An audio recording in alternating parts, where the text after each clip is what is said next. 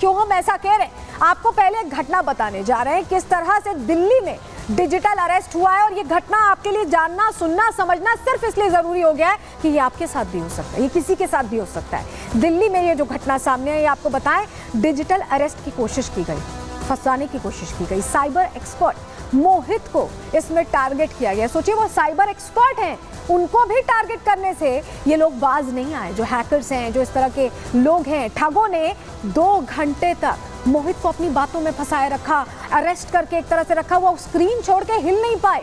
ठगों ने मोहित को खूब डराने की कोशिश की, धमकाने की कोशिश की, फंसाने की कोशिश की।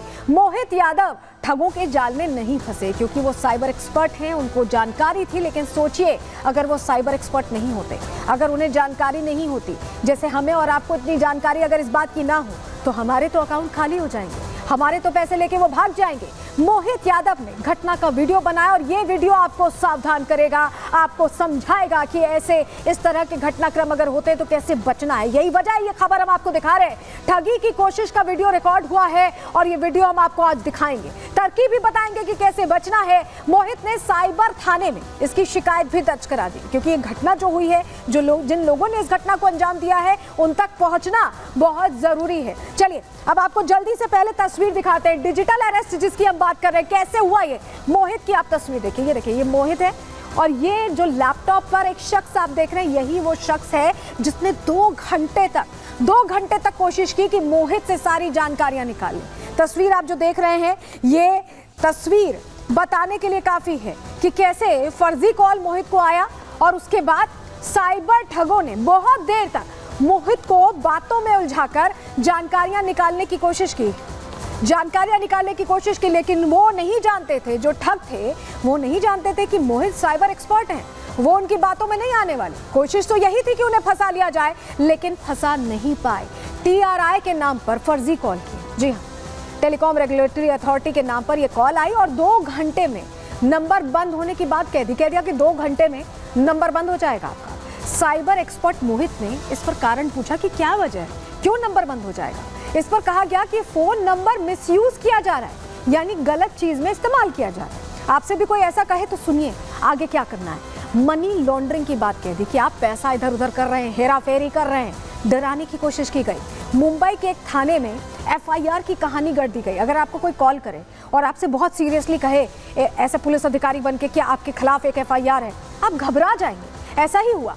वीडियो कॉल पर 2 घंटे तक, सोचिए 2 घंटे तक ये वीडियो कॉल चलती रही, धमकाया जाता रहा, फंसाया जाता रहा। लेकिन मोहित क्योंकि साइबर एक्सपर्ट थे, वो ठगों की चाल पहले ही समझ गए। अगर मोहित आम आदमी होते तो वो भी फंस जाते, हम और आप भी फंस सकते हैं। और इसीलिए आपके लिए जरूरी है ये देखना।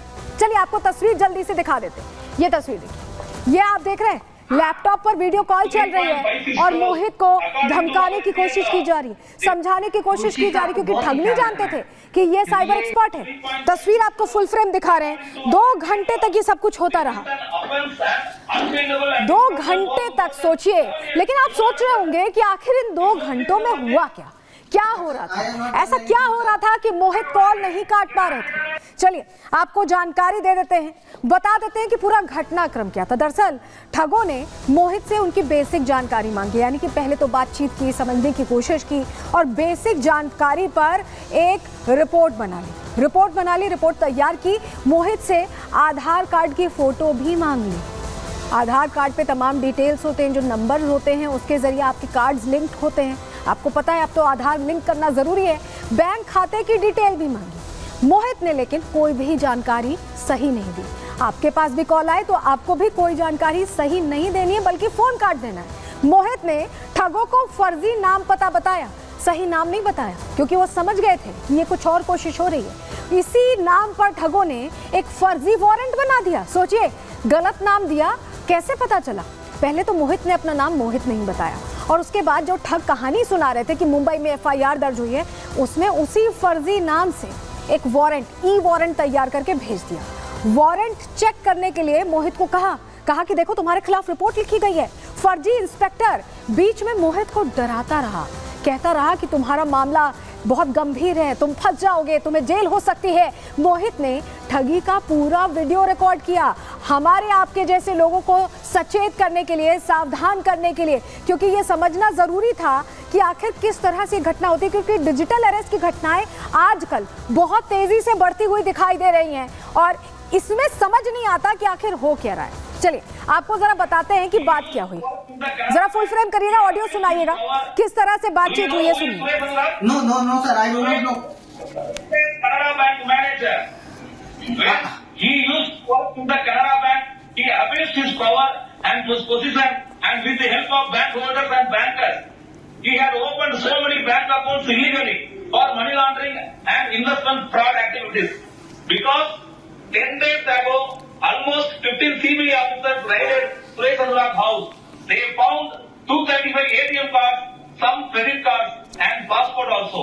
And out of these 235 ATM cards, there is the one SBI bank ATM card which is registered under your name. How it is possible? And you saying you don't know the main suspect Suresh Anurag?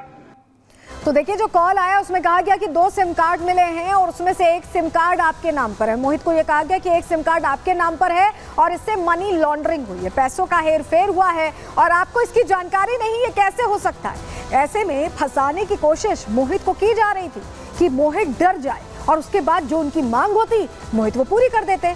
यही करने की कोशिश की गई, लेकिन मोहित ने समझदारी से काम लिया। आपको भी समझदारी से काम लेना है। मोहित से हमने बातचीत कर समझने की कोशिश की कि ऐसा करने के बाद किस तरह से उनकी हाजिर जवाबी या उनका प्रेजेंस ऑफ माइंड यहाँ काम आया। एक बार सुनवाते हैं मोहित क्या कह रहे हैं इस पूरी घटना के।